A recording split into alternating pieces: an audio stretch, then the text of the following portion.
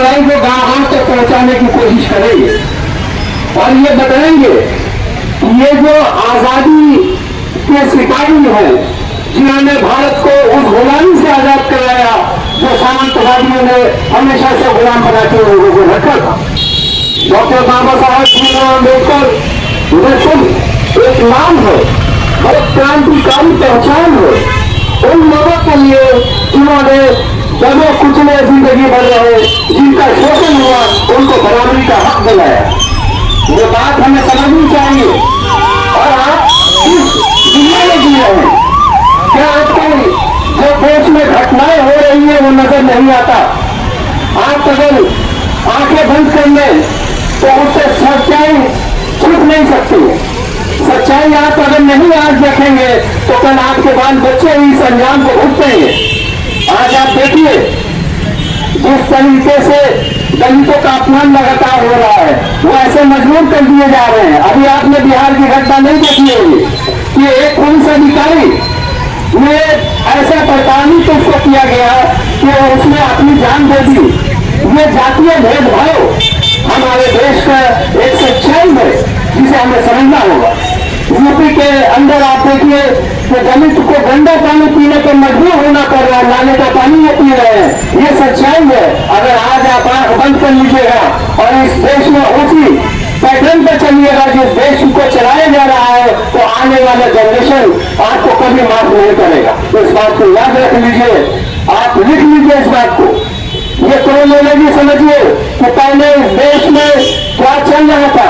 एक एक योद्धाओं को आपने जो आजादी के नेता थे उनको बदनाम करने की साजिश होती है, उनको बदनाम कर रहे हैं। नेहरू के बाद गांधी की बारी है।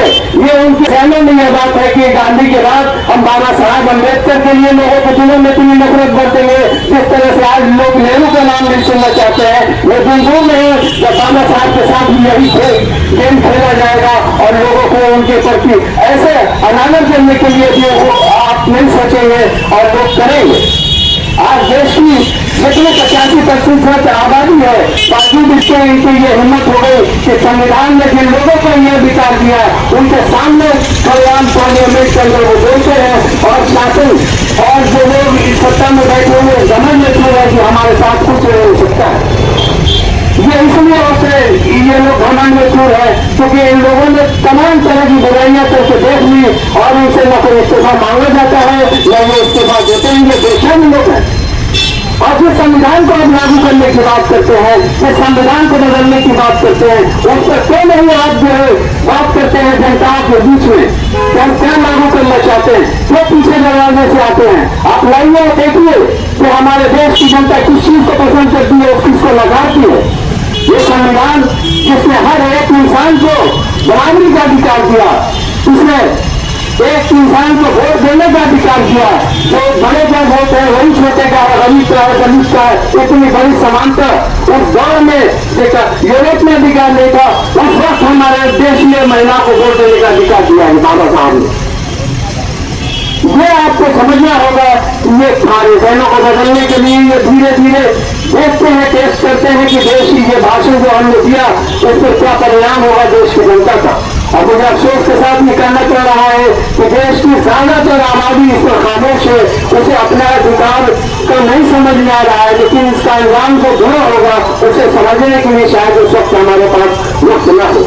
ये थोड़ी सी आवाज में आपको दिखाई दे रही है, चल होकर के आप देखिए। एक मिसाल से मैं समझाता हूँ कि एक जंगल में आग लगी हुई, एक चिड़िया अपने चोट में पानी भरते हुए सांप से गुजरती है। जंगल के जानवर कहते हैं कि इस आग जो इतनी बड़ी है इसके तुम्हारे चोट से पानी से क्या हो जाएगा, ये जंगल की आग नहीं बुझेगी।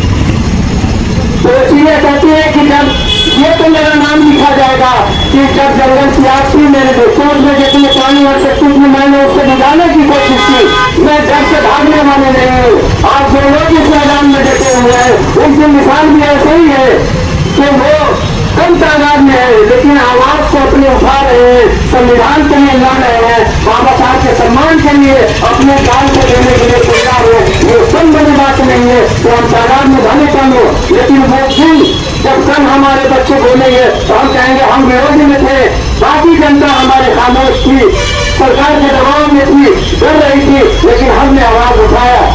बातों के साथ मैं अपनी बात खत्म करता हूँ। धन्यवाद।